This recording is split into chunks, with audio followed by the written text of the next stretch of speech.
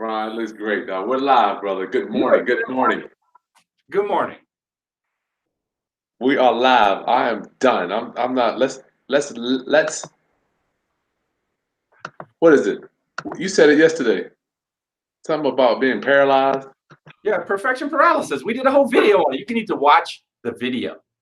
Yours? It says we did it. Me and you did a whole video on perfection paralysis. So Oh, wow. Perfect. I don't care if it's perfect. Perfect. I really don't. Matter of fact, I'm like, man, you know what's weird? My mentor wrote his first book. He was like, you know what? There's so many misspelled words in there. I'm not your English teacher. I'm here to help you with success in business and real estate. You know? What up, class? Me and my brother and I, how is that? Me and my brother? Yeah, my brother and I are getting set up now. Get your questions ready today. Oh yeah, make sure you put your city in there, and unless you live in the middle of nowhere, make sure you put your state. Please. Sometimes they have to put the country in. We have that New Zealand on. Yeah, you're right. They put the country in. I don't know any of that. I don't know any municipalities over there. It would be new for a brother. Let me block this thing out. I get sick of looking at numbers, man. I'm addicted to numbers. Yeah, man, you need to stop looking at the numbers, dude. I do, man. I'm done. No more numbers. Just content. I don't care if one person. I don't know who I'm talking to today. Good morning, class. We're gonna give you a few more minutes to log in and get ready. Get ready. Get ready. TD Jakes. I don't know how many Jakes junkies out there. TD Jakes junkies. Good God. I don't know. We be dropping today. Think on good things. Think on good things. Please think on good things. Ryan, I sent you the card for Facebook. You can go ahead and use that too.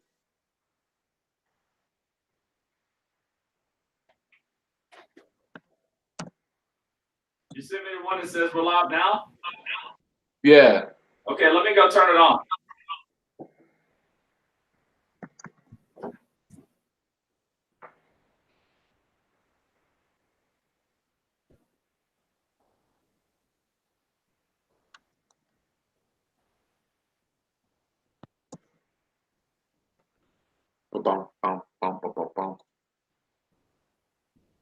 Class, we're getting rocking and rolling. We're getting rocking and rolling.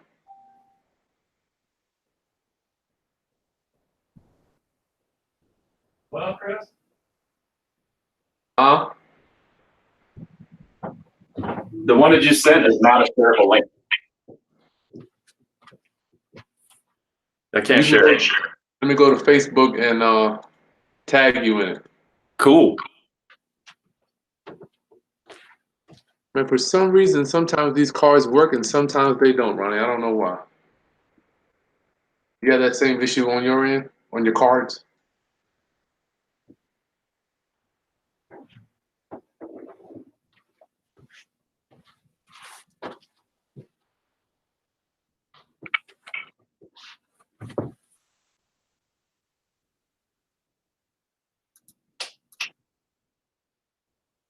You have that issue on your side, Ronnie? The cards don't come up, don't populate? I've never had it not populate like yours, but I can definitely see the one when you updated your status, it said that it was just a link. I didn't see the card. Yeah, that's so weird. Anyway.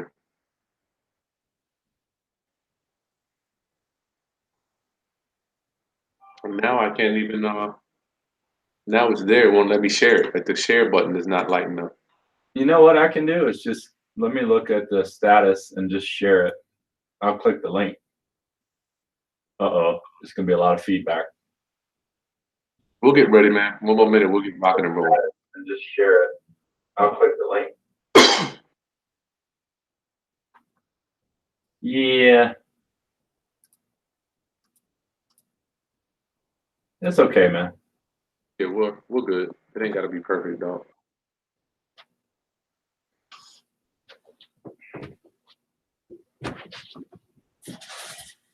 It's been a great week.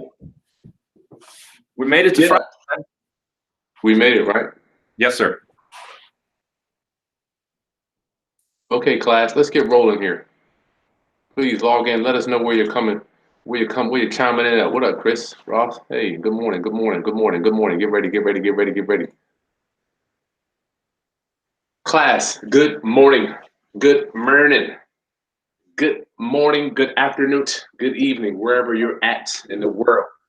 My name is Chris Haskins. I am a full-time real estate entrepreneur. Welcome to class. My mission statement is to raise your financial literacy through real estate investing and entrepreneurship. And today is Ask a Haskins. I'm hanging out with my cool brother that has been a car dealer since the early 2000s or late 1990s, buying and flipping cars.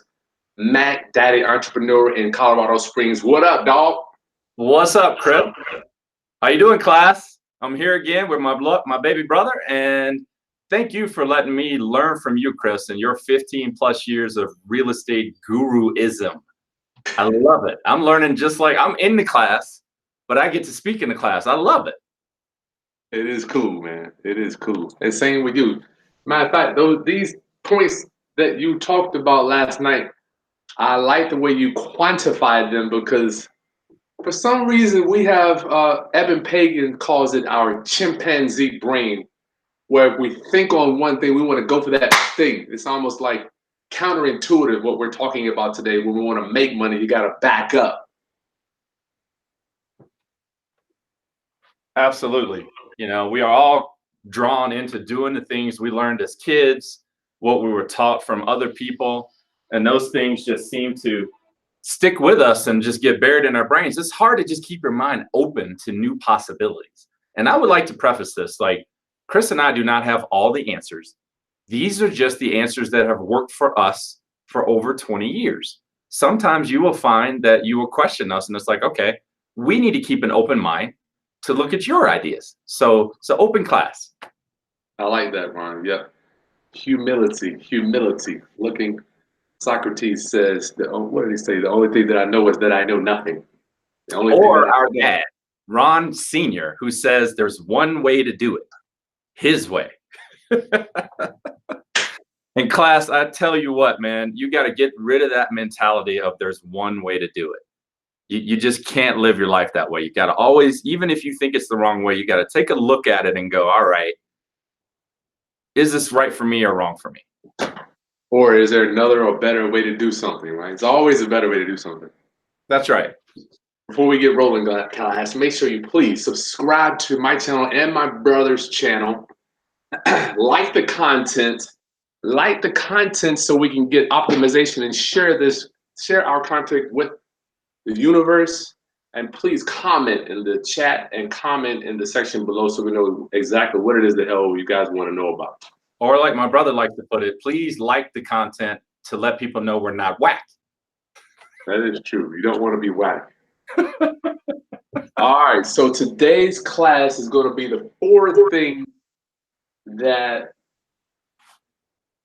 things before we talk about money. The four things, Ronnie, last night we were talking about, everybody wants to know earning money, making money, but four things that we need to talk about before we discuss any type of money transaction, any type of money changing hands in a transaction. Absolutely.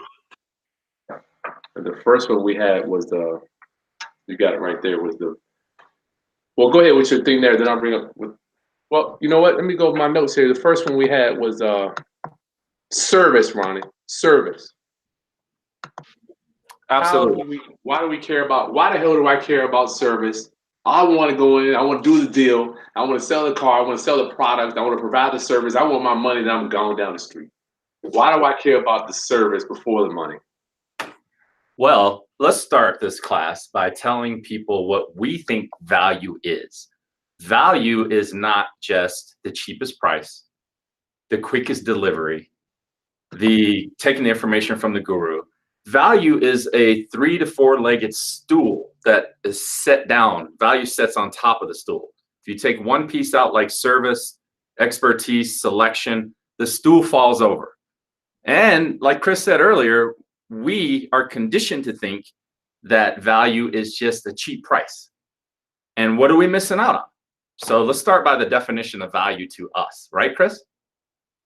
That's right. What are we providing? What value are we providing? Napoleon Hill says, "What are you going to give up in exchange for the money that you want?"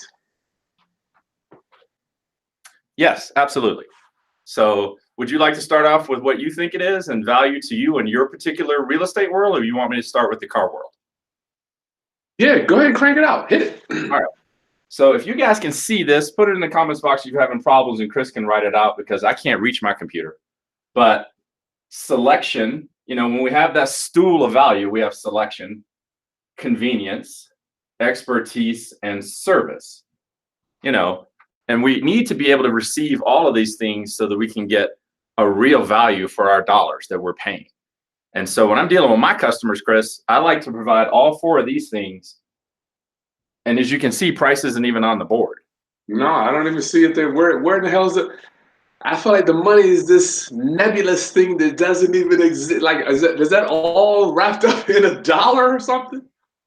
All right, let's tell the story this way. So when I first started my business, guys, if you are interested in starting your own business, take it from me. I made a mistake in 2000. I thought I was going to be the cheapest. I had convenience and I had selection, but I really didn't have a lot of expertise at the time, a long time ago. And I didn't really provide the best service a long time ago. I thought the way to get you to buy from me was to be the cheapest. And I spent 5 years working and concluding that model, that it was not sustainable. What I realized, and I wrote it in my notes, Chris, Sam Walton is the only one that really wins that game. And now Jeff Bezos.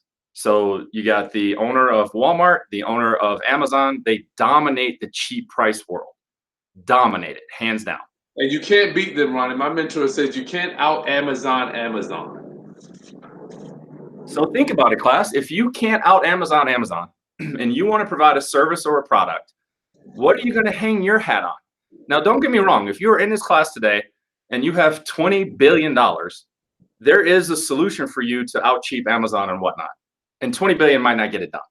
However, what I decided was I needed to find a niche of people that I could work with that actually appreciated the value that I offered. And it's all written right there. That makes sense, Chris? Yep, I like the value. It's weird, and I have yet to hear somebody say, you know what, class, or you know what, Chris, let's go out there and provide some value. Has anyone ever approached you like that, Ronnie? The older I get, the more that I see it. So I'll give you a good example. Like, people will call me because they want to quote my insurance, and they'll be like, "Hey, man, we can save you $50 a month." And I'm like, "Okay." In the past, my brain would be conditioned to, "Oh, let me save the $50." But today, I think, what am I giving up for the $50? Make sense? Yeah, I like that. So the notes I have was service. Oh yeah, so the value. Okay. Well, value is the top of the table. Let's break it down. We talked last night about service. Yes, What sir. type of service are we providing? Service are we providing for that value? Before we get to the money. Yeah, it's your turn to tell a story. Tell us a story about the service you provide. If I'm your buyer, I'm sorry, I'm your seller. I'm the potential. Or your buyer. Your buyer. I'm cool with a buyer. Okay, so tell me the service you're providing me outside of price. Gotcha. So when someone comes to buy one of I love that. I love it. Oh man, I love that question. That was a good one, Ryan. When someone comes to buy one of my rehabs, right? Mm-hmm. They could buy any rehab in the world, right? They're out there looking, shopping. The good thing about the service that I want to make sure I'm giving them is my mission when I'm doing my rehabs is we do luxury housing at an affordable price. Luxury housing at an affordable price. So when they walk in my houses, it's almost like walking into Disneyland. It's completely staged. Everything has been redone from the bottom to the top. The walls, electrical, plumbing, new kitchens, new bathroom, granite, stainless steel, hardwood floors, because I want them to exchange with me, right? I want them to exchange maximum dollar value. Let me see if I'm tracking with you. So I remember about 10 years ago, you were doing a rental property for me in Virginia. And you're like, "Ronnie, I'm putting speakers in the ceilings. I'm doing stuff nobody is doing." You had a box, a niche you were doing. Is that what you're talking about? Yes, sir. Yep. Those speakers in the ceiling was gangster, man. People walk in there be like, "Darn, music out here, music." Yeah, you were providing a value. I love that. So the thing I didn't really care about what it cost me. It was like I knew that I wanted to provide. You know, when people say, "Well, you want to sell your house for 300,000," why would somebody pay that? Well, because we went through great lengths to make sure that the plumbing is A plus, electrical's A plus. You got a brand new this, brand new that, floor tile, the bathroom's completely done. So that's the value that I want to make sure that I'm giving on the seller side. You know, we can talk about endless amounts of value that we try to provide. But that's why I'm on my consumer side. That's where I'm looking to get because I want them to exchange that dollar, right? I want them to pay that top dollar because I'm giving them maximum value, maximum service. In my world, I look at it like this. When I have your car ready to go, I want to never have to apologize. When you show up to see the $50,000 car I purchased for you with my money and I've got it all ready to go, when you walk out and see it, I should not be following you out there and making apologies. Let them go. Oh, man, I'm sorry it's not clean enough. I'm sorry that it needs tires. Excuses. Yeah, excuses. Yeah, all that work is done up front. And I love the way you do it, Chris. Like you provide a unique selling proposition when it comes to getting me top dollar from my rental. So when you're doing the cars, they walk out, you're done. Yeah. By the time they get to the car, they're putting the key in it and they're just driving off. When people show up, Chris, they walk in and they're like, "Is that my car out there?" I'm like, "Yeah, that's the silver one right there. Here's the keys. Go test drive it. I know this is your first time seeing it, so you're going to need a few minutes. Let's go outside and look at it and test drive it and make sure that you're happy. Then I get paid for my performance. I don't like deals where I have to pay up front and then get performance later. Like I'm assuming you deal with contractors that way. Well, we got a little different ways to deal with that. Well, yeah, but I think that's so cool how you can have when they show up. I think I think that's a Disney World experience, though, Ronnie. You come into the Magic Kingdom and you're giving them the key, and they're Class, the best example that you can have if you're building a business and you're trying to provide something to the public is the hospitality industry. Look at how the 5-star hotel, go visit that hotel and walk in the front door and see how you get treated and see how you feel. yeah. And that's how you want your people. You may not be able to spend that kind of money, and me neither, but that's what you're aiming for is you want that hospitality feel. Yeah.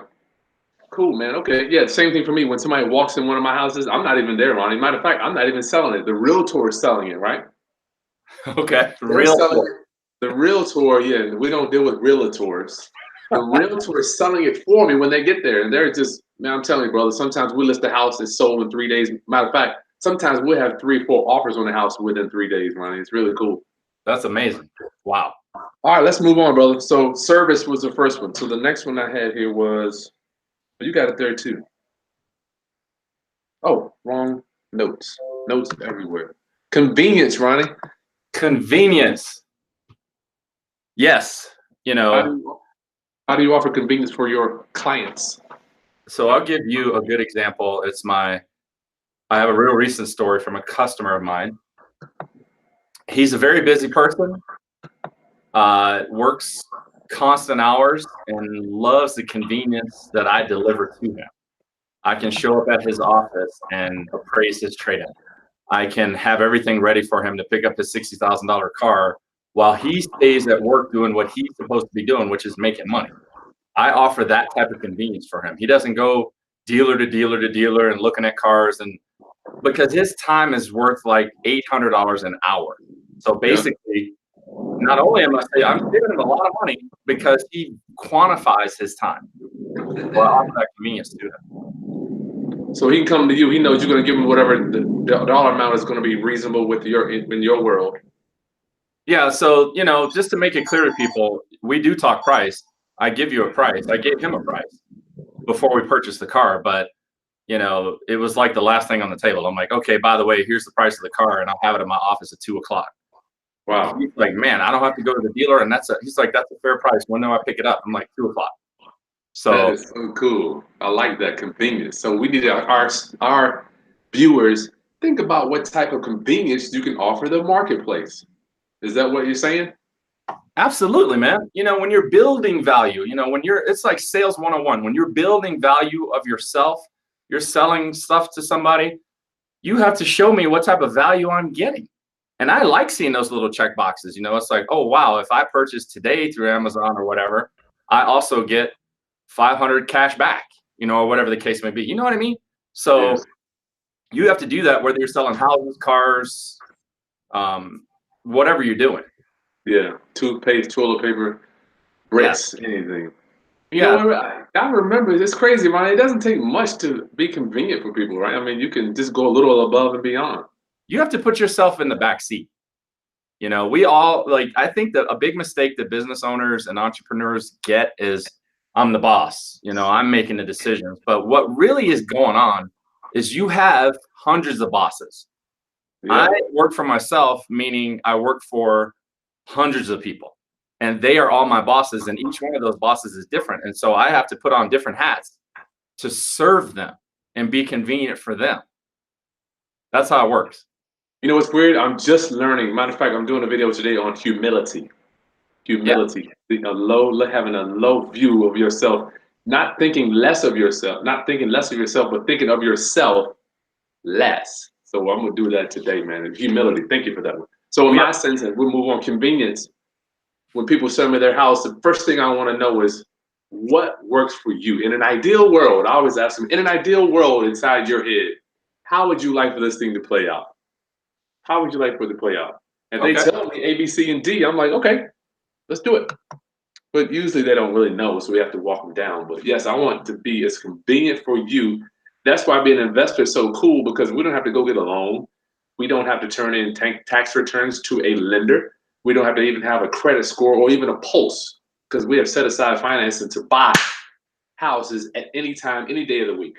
So homeowners love dealing with us because when we explain that to them, or their option is with the convenience aspect. Remember, we talked last night about you can either list your house with a realtor, in and out. They're gonna show it to all the buyers in the marketplace. Treat me like the customer. Treat me like customer. Chris, what if we have realtors look at the house? How would you answer? You know what? You're absolutely right. It's a free country. You can absolutely do that. Matter of fact, if you want to get more money, you probably could list it with a realtor. That way, they're going to have all the buyers coming in and out of your property, in and out. And then you could wait. You could wait until you get that right offer you're looking for. In and out of your house all day long. Nobody wants that. So here's like for me. So here's what happens. I'm like, well, Ronnie, you're going to give me $2,500 for my trade-in. What if I sell it for myself? I'm like, absolutely right. You can list it on Craigslist and get all types of phone calls, and you might make more money. And people, you know, they have to come to your house. And they could kill you. I haven't used that one. I did not say that.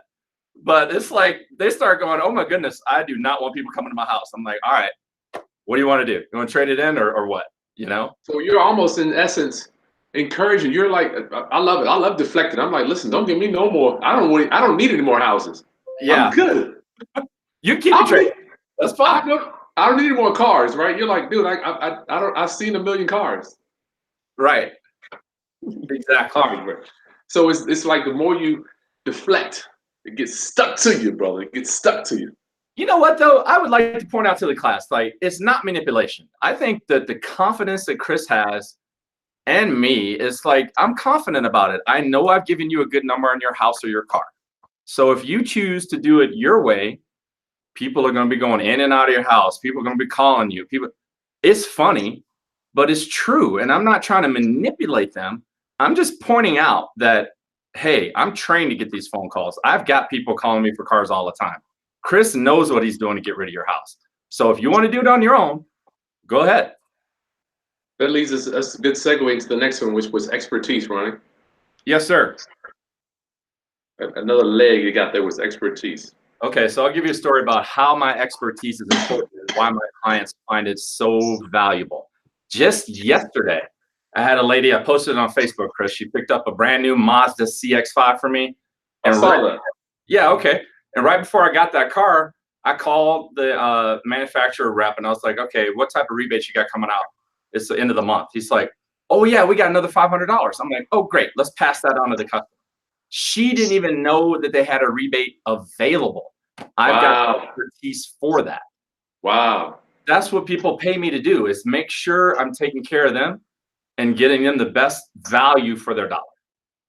How would she know? How would anybody know about that rebate, Ronnie?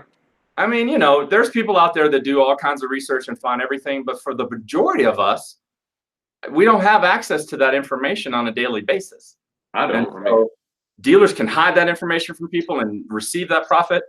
And you know, I'm just about being fair. So I was like, yeah, let's just go ahead and get this on your deal, and we took it right off the deal. Nice. That's a nice, sweet card you sold there too, man. That lady was smiling. That, you know, I guess at the point of sale when you do the deal, I mean, can you even put a dollar on that? The way that they feel, I'm thinking they're in the car driving away. They're like, I'm chilling in my new whip. Class, when we're talking about value, right?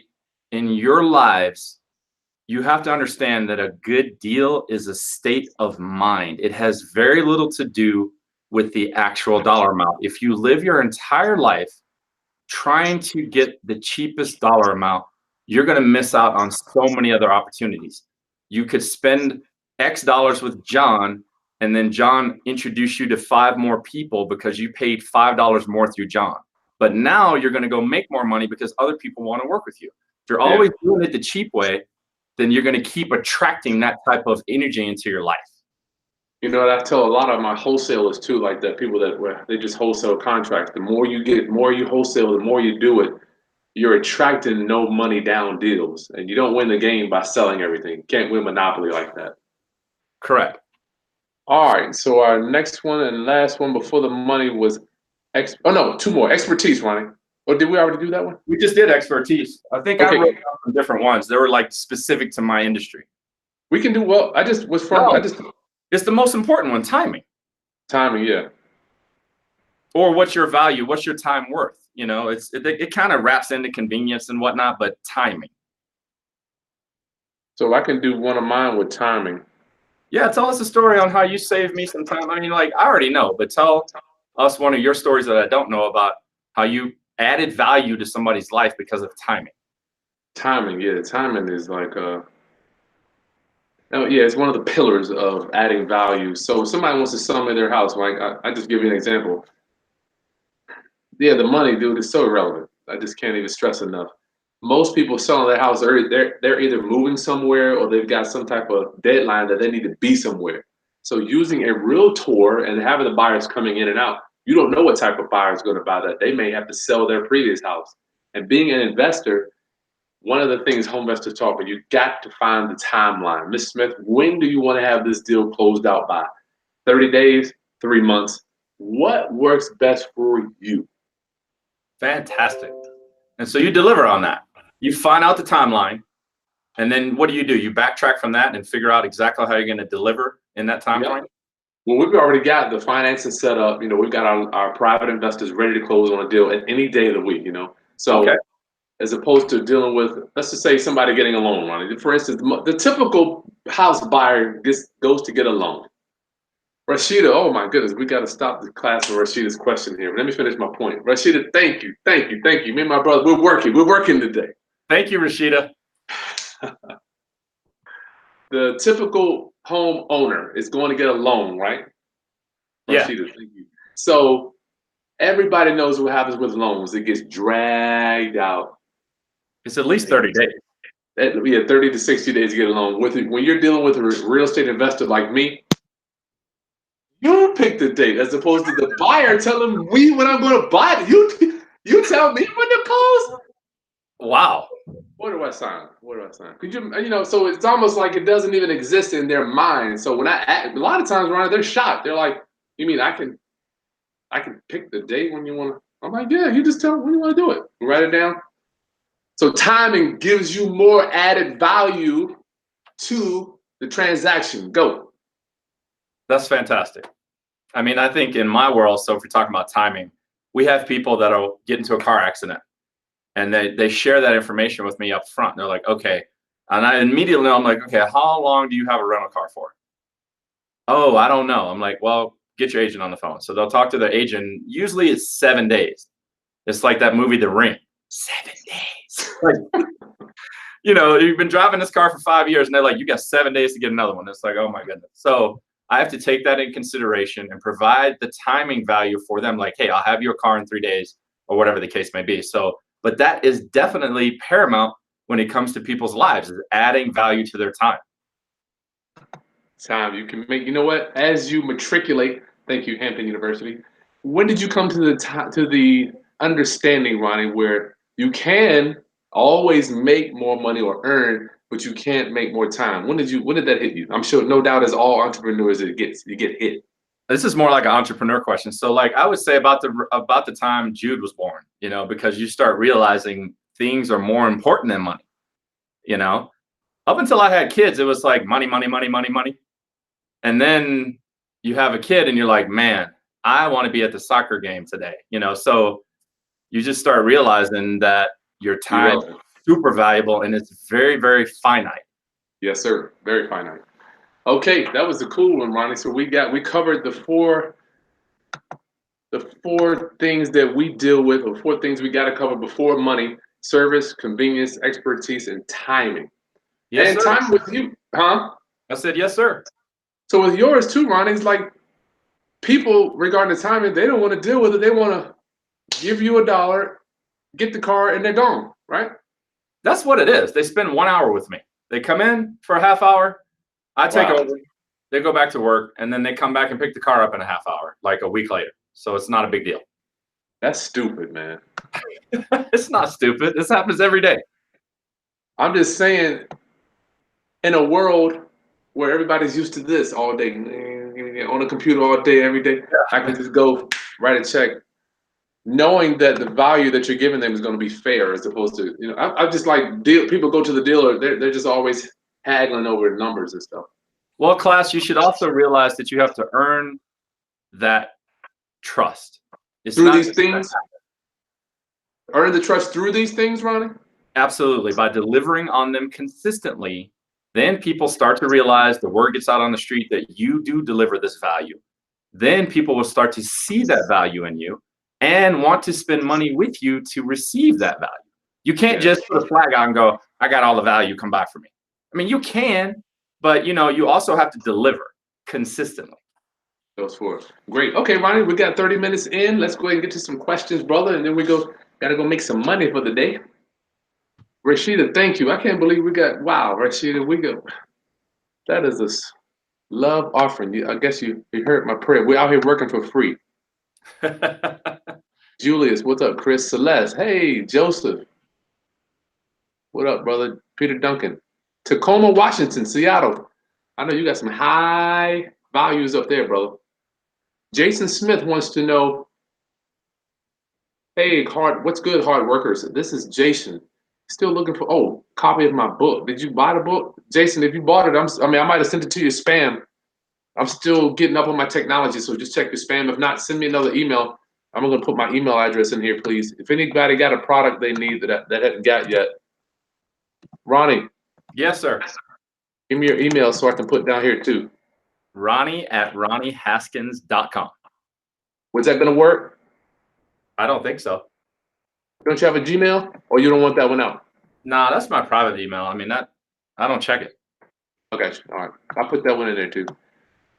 Forever Noble, Tampa, what's up? Rashida, when I go to Thanksgiving, please bring Ronnie a whiteboard, much bigger. I need it, yeah. What? My board's not big enough? She said, I need a board. Mine is too. So yeah, you're right, dude. Your board is bigger than the camera. Oh, I see. She's saying that you need it. Okay, yeah, we'll get Chris a bigger whiteboard. Where's my coffee? Victoria, great day. What are your thoughts on partnering up with someone investing or buying into small commercial real estate, such as apartment complexes or small shopping strips? Victoria, down in Dallas. That's a good question. Both of us have our views on partnerships. Yes, we do. What do you think, Ronnie? Okay, so let's go back to what we're talking about today. I think, if you've done the research and you're an expert in your field, what value are you providing by partnering with that person and providing this apartment complex? So is it just going to be like everybody else's, or is yours going to be different in some way to provide value to the people that are going to want to be renting that particular type of apartment. Yeah. Well, I don't know what are you, the first thing I asked, before, early in my career, Ronnie, I was looking for partners to see what they could do for me. Now Okay. it's like I'm looking for partners. I'm like, listen, this is what I bring to the table. I'm bringing the cash. I'm bringing all the money, or I'm bringing all the expertise, or I'm bringing the contractors, or I'm bringing all the broker or the lending office, whatever. I know I'm bringing this to the table. So I'm like, listen, guys, do business with me. If you're a lender, I've got 30, 40% to put down. So it's kind of like, I know what I bring. So I'm telling them, this is why you want to do business with me, Victoria. So I don't know how you're looking at this deal, but what we'd like to know, what are you bringing before you're asking for a partner, If you don't have financing, that's okay. People bring me deals, we'll finance the whole thing. Same thing before I had any type of capital. I would bring the deal, do a partnership with somebody and let them do the deal. That makes sense. I love partnerships, man. I love them. I mean, to me, they've worked for me, Ronnie. In essence, what you're saying is, what's your value? What are you providing? What value are you providing that particular partner? And what do you need from them? There you go. Theodore from Chicago. What's up, dog? The kid. Hey, you local. Forever Noble. Forever Noble, how much money do you need to save? Would you recommend saving before transferring from wholesaling to buy and hold? Wow, that is a good question. Buy and hold, as both of us, my brother and I, can vouch for, is not the cheapest business. You gotta have some reserves. Yeah. Yeah, I don't know if that number is an ever-changing number. But if you want to break it down, let's think about it like this. So here's what I know, not being a real estate guru like you, Chris, and I've learned this the hard way. Like, you need to spend at least 1% of the actual home value every year to upkeep and maintain that house.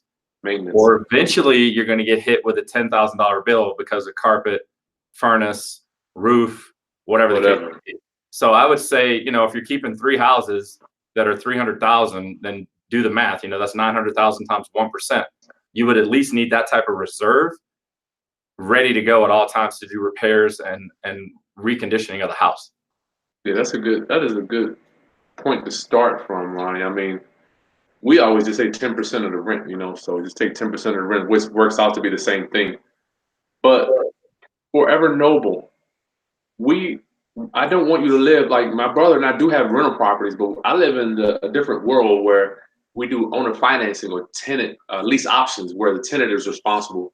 That does not mean, I'm not saying that to say that we don't do any repairs, but the tenant takes the burden on a lot of those repairs. So just get educated before you're dealing with buying and holding. And yes, if you only wholesale, you will eventually, I promise you will eventually go to broke because you're always working.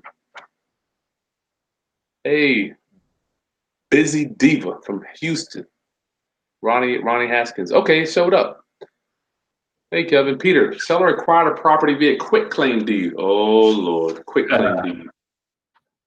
Oh, my goodness. They don't really mean anything, do they? Well, for our viewers that don't know what a quitclaim deed, all it means is you are quitting. It's not a quit claim deed. Quit claim deed. You're quitting whatever, like, say, for instance, let's take it for Holiday Inn Express down the street. I can do a quit claim deed, quitting any claim that I have to that hotel. Right. Usually you're the old owner or somewhere you've been entitled. But a quit claim just means I don't want nothing to do with it. Leave me out of it. So quit claim, she provided nursing care for years. Woman died. Family has no issue with the transfer because they agreed the seller was deserving due to the deceased. Problem is that the elderly woman's former husband, still on the original deed. Yep. He died in California. There you go. There's golly, he died. How do we proceed? So you're gonna have to find Peter. You're gonna have to do a title search, and then you're gonna find out how many heirs the deceased husband had in 2009. Because prayerfully, he didn't have any kids that had kids. Yeah, that's nasty. You know what's weird, Peter? A lot of people don't want to touch these type of deals. A lot of attorneys, title companies, they're like, dude, I just don't have the patience. I got easier money, just like Ronnie and I. He wants to do the deals that my brother deals with, cars that are younger cars. Like people bring, Ronnie won't even touch an older car. Am I speaking right, Ronnie? Absolutely. I mean, it's not what you think, guys. It's not because there's no money in them. You can make money in older cars, and you could do that and just specialize in older cars. But what I found is they have like Chris said, they got heirs to heirs to heirs. When I sell an older car, it's good today, but next week you and I are married because the windshield wipers don't work, and this and that and the other. And then so you love me the day you take the car. 2 weeks later, I'm your worst enemy. So I like to stay away from them. It's just easier money. So with Peter Duncan, Peter, you're going to have to go through some title companies and attorneys, and you're going to have to write a check. Well, sorry to say that. Or, matter of fact, if you have the deceit, no, he doesn't have a phone. You're going to have to do a skip trace. If we can help you with that, I got a skip trace service we use, Peter. Shoot an email. I might be able to at least see if they can find some errors. All right, that's all we got, Ronnie. What are your final thoughts for today, brother? My final thoughts for today are, I'm thinking that I'm talking to you guys like I'm talking to myself. Like, you're trying to build a little business or you're trying to be better at real estate. Figure out what your value is and what you bring to the table. Or do you want to be like everybody else? Or do you want to offer a unique selling proposition? Something unique that is going to make me excited about spending money with you. I like that. Russell Simmons wrote a book called Do You. You can't Ronnie, nobody can outdo me at being me. Like no one can I can't be a better you. That's right. I think you got a niche there. So yes, my final thoughts, guys, is doing the hard stuff early in life makes your life easier later. I'm sure my brother, both of us are like if you think about a plane taking off, my brother and I are on the plane. We aren't there yet, but we're like right here where we're transitioning to the giving back, the teaching, the pulling forward stage of life. Is that where you're at too, Ronnie? I would totally agree with you, Chris. And that's what I like about having these conversations is, when you're doing all the hard stuff in the beginning, you tend to forget how hard it was. But just talking about it just reminds me, okay, guys, watch out for this, watch out for that. And I love talking to you guys about that type of stuff. It makes me feel really good. Yeah, man. But do the hard stuff now so that later it'll be easy. I talked to a lady yesterday. She's 47. She's been renting her whole life. And I want to hopefully focus on getting her to be at least buy her first home. If you're interested, we can show you how to do that too. But try to at least get one under your belt, the number of one. Okay, class, listen, I'll live tonight. I'm going to do my 9 o'clock. Okay. I decided I'm going to do land trust tonight. So I'm going to show you how to set up a land trust. I'm going to have some nice gifts for you only if you watch live. Ronnie. Yes, sir. We're gone, man. Love you very much. Thank you. Love you too. Bye, class. Yeah, peace. Dad will not stop calling. He's like, I'm going to wear your clothes and take them back. That's what he just said.